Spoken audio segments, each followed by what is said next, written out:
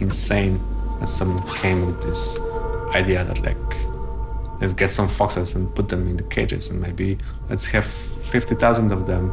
Let's keep them at one farm. It's gonna be so good idea. This is insane.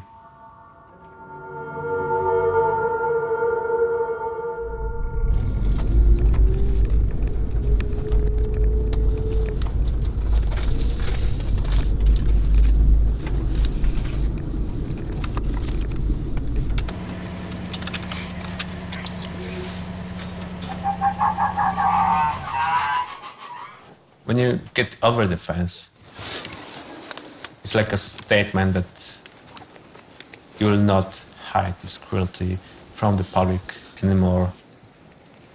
Because us who is watching you, and it's us who's watching what you're doing behind these fences. Zielony, zielony. Zielony.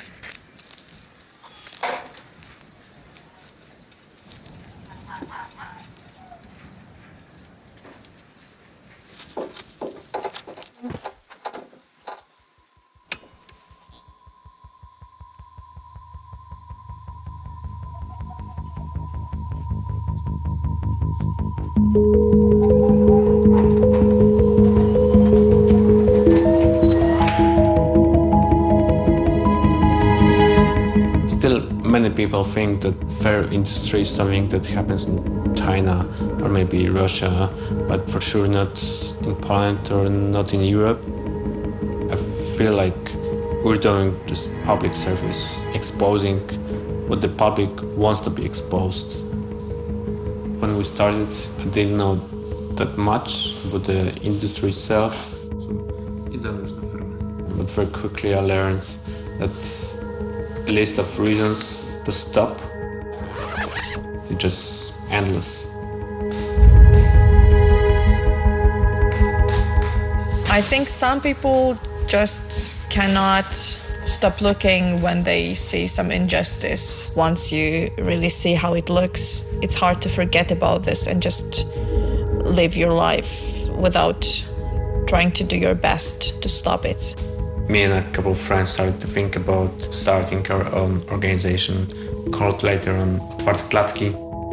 We knew that we have to change something in Poland, and we knew that investigations is one of the most powerful tools for people like us.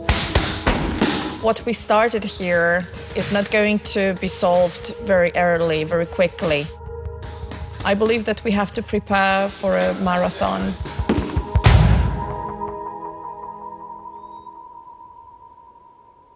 Jeśli zwierzęta będą źle traktowane, źle karmione, nie będą miały odpowiednich warunków, to po jednym roku ten hodowca zbankrutuje. I także zapraszam wszystkich, kto chce, bo przeważnie zabierają głos większość ludzi, którzy nie byli, już nie mówię w środku na fermie, ale nawet w pobliżu farmy nie byli.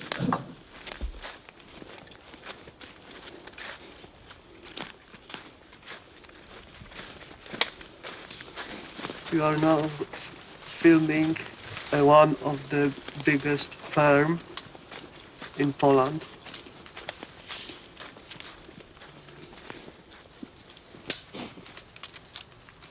There is 180,000 minks.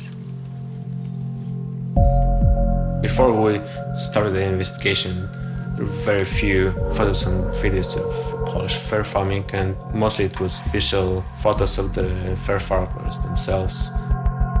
Before we went into fur farms in Poland, we saw the pictures from other fur farms from other countries. So we knew what to expect, but it was a huge surprise for the society in Poland.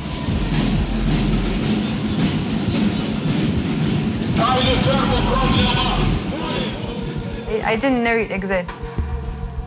I certainly didn't think it was farming. That was the central source of fur. We learned that it's a big thing in Poland, and they told us that there are also fur farms in Lithuania. The Lithuanian public was completely unaware, and what we saw really shocked us. fur trade was banned in the UK because it was deemed morally unacceptable and at odds with the British public's opinion of how animals should be treated. And actually, the fur trade has made an insidious comeback into the UK market.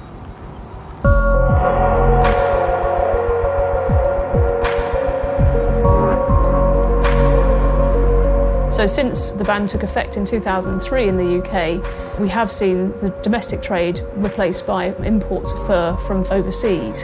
It happens behind closed doors, thousands of miles away. It's off limits to the public. It's of critical importance to investigate these farms, and consumers have a right to know. They don't want us to film because we show the truth, because animals suffer. What would they say if they knew we were here? Fuck off.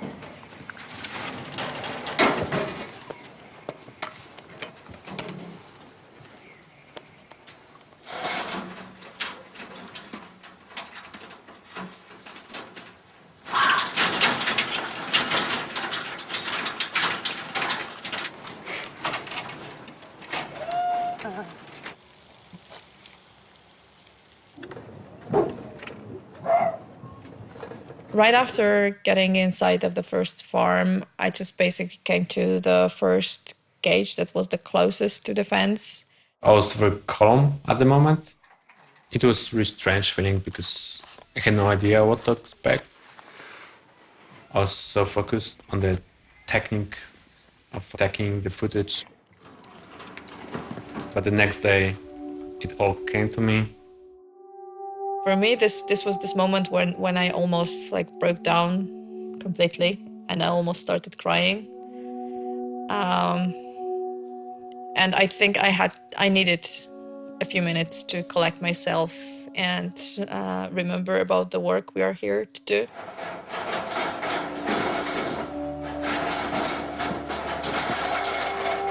Very often we're surprised, even if we thought that we already knew everything.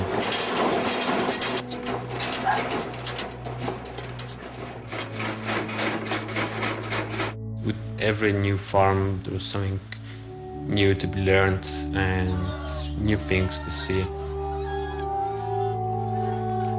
The smell of it, you can't believe that it can be so bad as it is.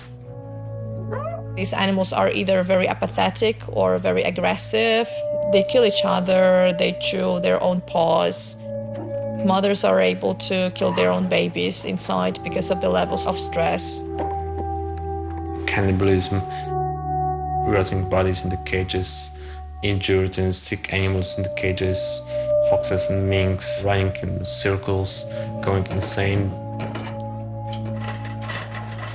But also things like skinned bodies of the foxes just hanging in the front of someone's house.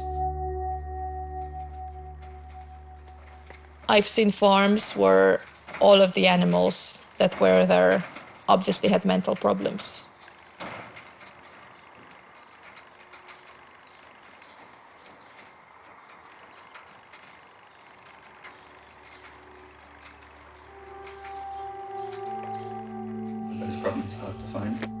No.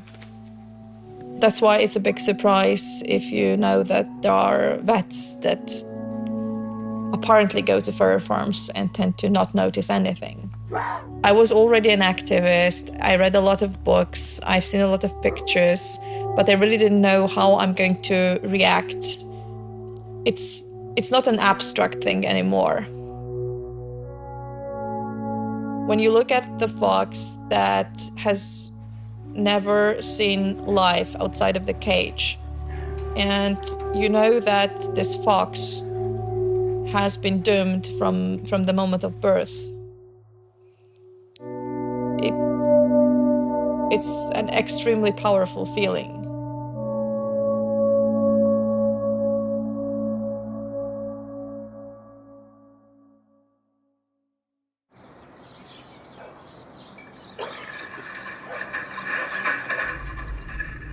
After collecting all of the footage and pictures from the fur farms, we decided to make a document that shows the situation of fur farming in Poland. Sometimes we were even using handbooks for fox and mink farmers. Some behavioral and health problems are known to the farmers, and they even learn about them at school.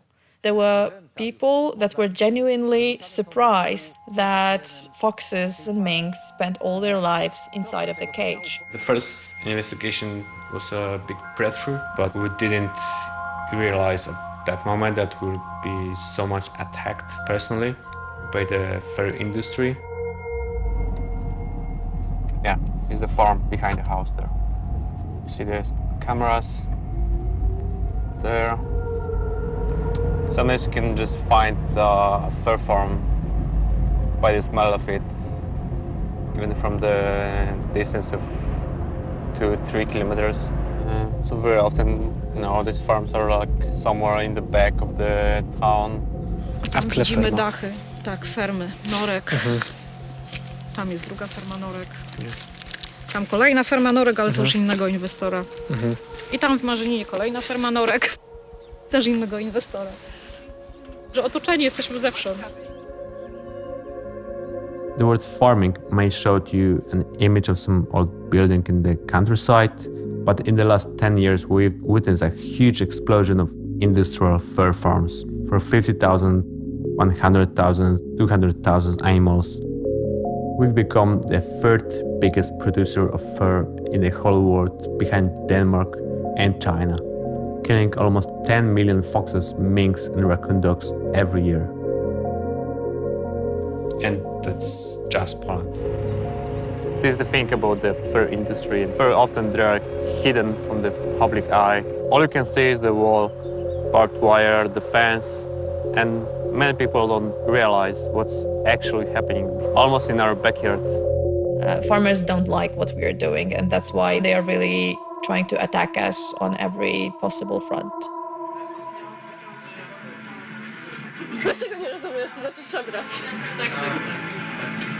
Two people that were working for the fur farmers infiltrated open cages, and they were filming our meetings for over 3 months. All the time there's some new Facebook profiles, some strange websites making fun of us personally. I know that I was being followed by some journalists working for the fur farmers. The reality is that we don't have anything to hide. And everything to do is something I'm very happy to share with the fur industry and the public. What they are scared about are the people. They are really afraid that when the society sees the true face of the fur industry, it's going to vote in favor of the ban.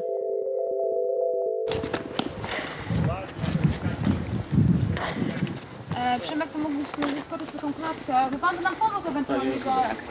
Gdzieś tam nie było mówione, że coś tutaj jest. Żeby tam jak tutaj 3 osoby żeby więcej problemu nie jest tutaj, bo Suska to nie jest żarty, nie Zgadza są, się, a wirus jest, bo wirus jest, a za dużo będziemy chodzić.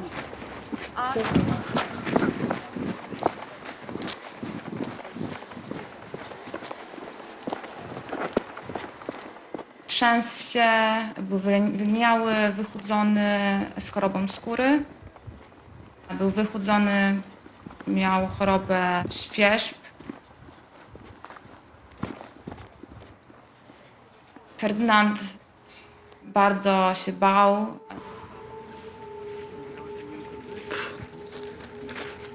Dostaliśmy zgłoszenie dotyczące złych warunków na jednej z ferm w Wielkopolsce. I od razu podczas tego obchodu okazało się, że jest jedno zwierzę, które jest w bardzo złym stanie. Problemem był sam właściciel, który na początku był do nas bardzo negatywnie nastawiony. The fur farmers are thinking about the profit so much, they would keep obviously suffering and disabled animals inside of the cages so that they can kill them in few months and take their fur. The law allows animal protection organization to confiscate the animal if it's dangerous for the animal to stay in that place. Czekaj, stój, chłopie! Dla mnie było bardzo straszne widzieć to. To jednoznacznie pokazywało, jaki jest stosunek hodowców, właścicieli do tych zwierząt. One są po prostu przyszłym futrem.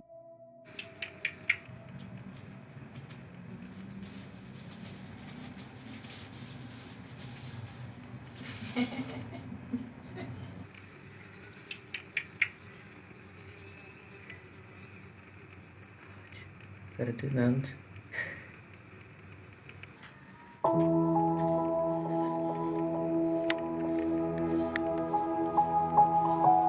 One of the first things that changes for the animals when they're rescued is that they get finally real names.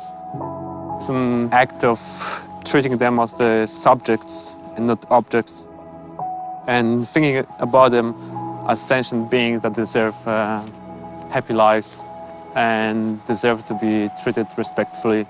I think it's got nothing to do with being an animal lover. If you're a human rights activist, it's not like you love each and every single human person in the world.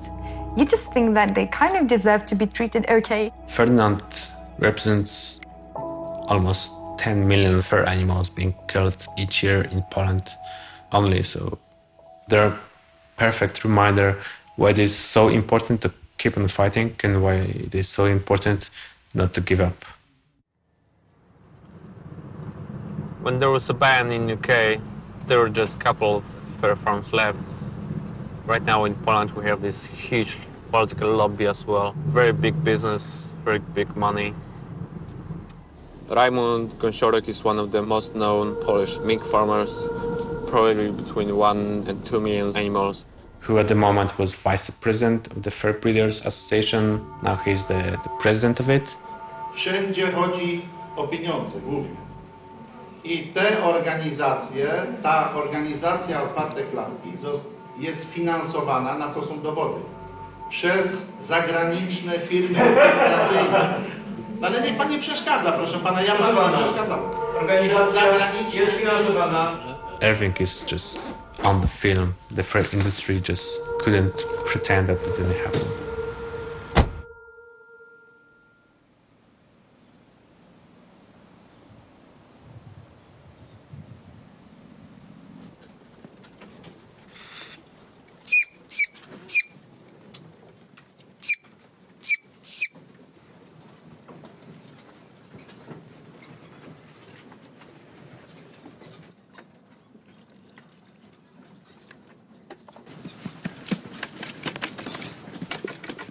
Fur farmers are also trying to sell this story of us picking the bad apples and showing only the worst case scenarios. It was very important for us to document the farms that belong to the biggest and most professional fur farmers. They should really have very high standards.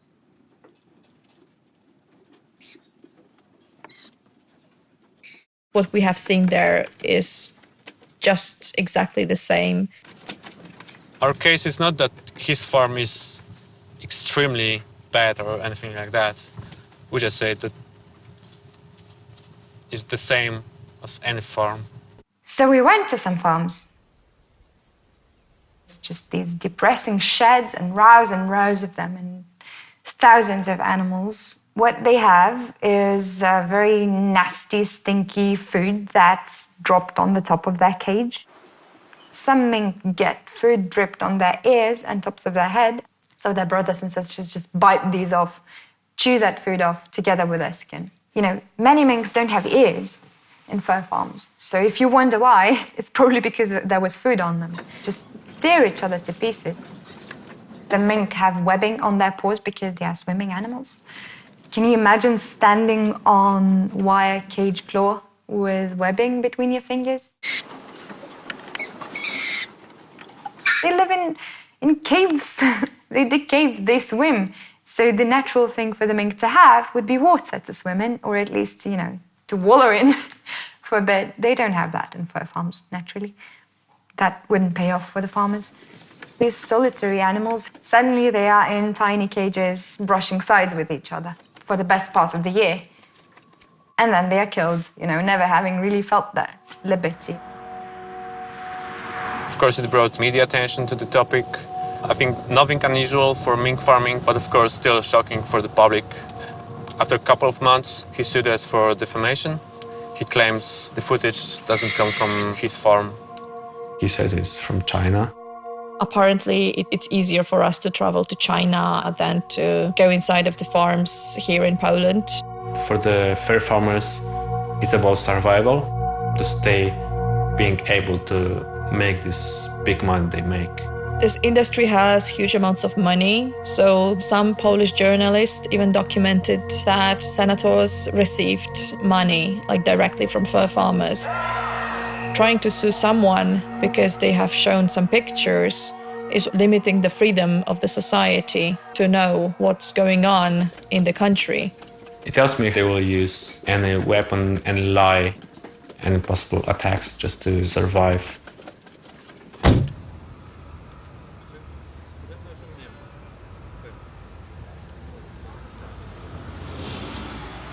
Dajemy tą szalę tutaj.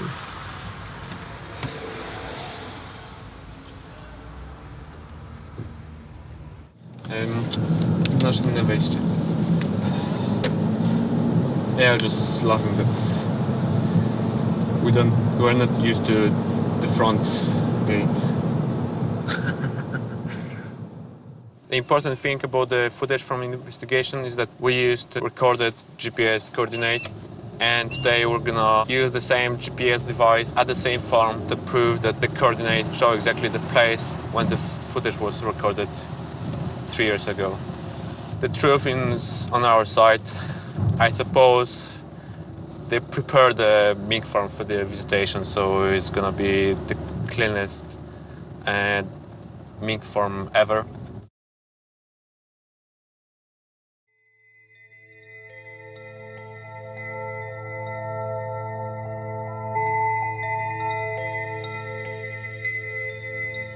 They know that we want to close this place, and this is strange for them, why we fight with them.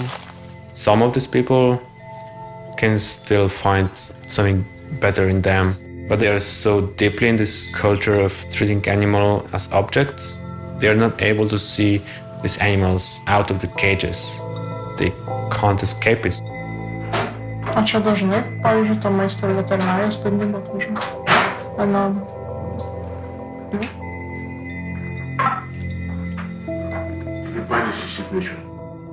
There's thousands of those cages, thousands of animals, so you can't really see how many injured animals there are. And they have only so many working hours, right? So even if they were the most diligent vet in the world, they couldn't figure out all the animal welfare problems in the working hours that they have physically, even if they really wanted to. And then there's the problem that they very often don't want to. Spent 3 hours explaining how the GPS device works. I don't know if the mink farmer is arrogant and lying, or he really thinks it's not from his farm. Well, you get desensitized to animal suffering to a level even as an animal rights activist. So I suppose they just, they just see even more of that. So apparently it doesn't register as non-normal anymore. I think he really believes that his farm is secured and guarded 24/7. Maybe he just doesn't believe in our skills. That's pretty sad.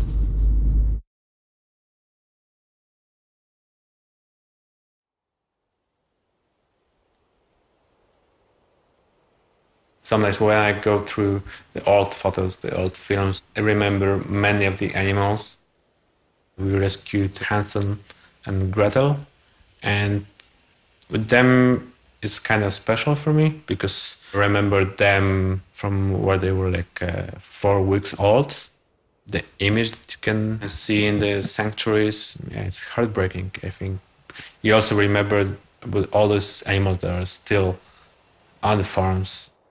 The foxes that get rescued is such a tiny fraction part of the whole industry of foxes that it's just, if you saved one child from a drowning boat, it would be very important, but also you couldn't help but think how many drowned, right? For the foxes, farmers use electrocution. Of course, there's no anesthesia.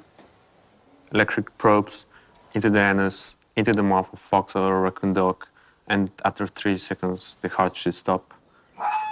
Minks are gassed in a special vehicle because you need a device for like massive killing, for example, 100,000 minks, and electrocution would be too slow for that. They would never leave their cages the 6 months life they have. Sometimes people focus on injuries. Injuries are something that farmers can probably prevent, or at least they can heal them. But the mental suffering is immense. It's only natural that they develop what's called stereotypies. You can see animals just repeating the same pointless action in mental distress and the psychological suffering is very touching and very disturbing, because then you realize how much capacity it has for suffering and how much like a human it is. Denmark, Holland, United States, China, Poland, they all use the same cages. They all use the same systems. You can't do anything to improve these farms. Making these cages even twice bigger is almost no difference for these animals. There is no way to take a wild animal, put it inside of the cage for all their life, and expect that nothing bad will happen to this animal in this psychological way. The existence of the cage, not the size of the cage, is the problem. I think we can cooperate with the politicians, fashion industry, but with the owners of the fur farms. And fortunately, there is no room for compromise.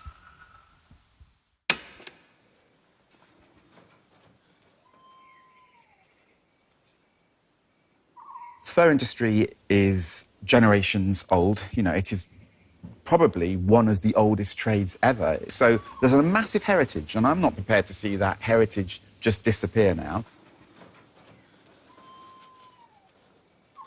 The fur is natural. You know, it is an amazing, beautiful fabric.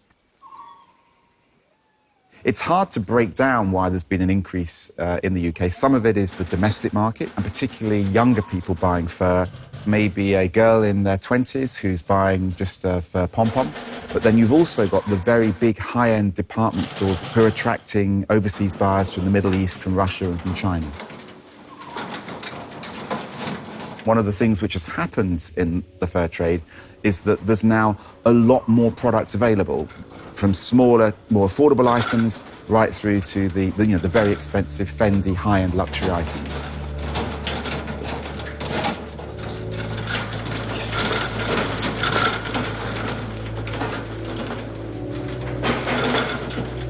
The most recent value is around 30 billion. If we carry on as we are, then I see fur having a very, very strong, healthy future.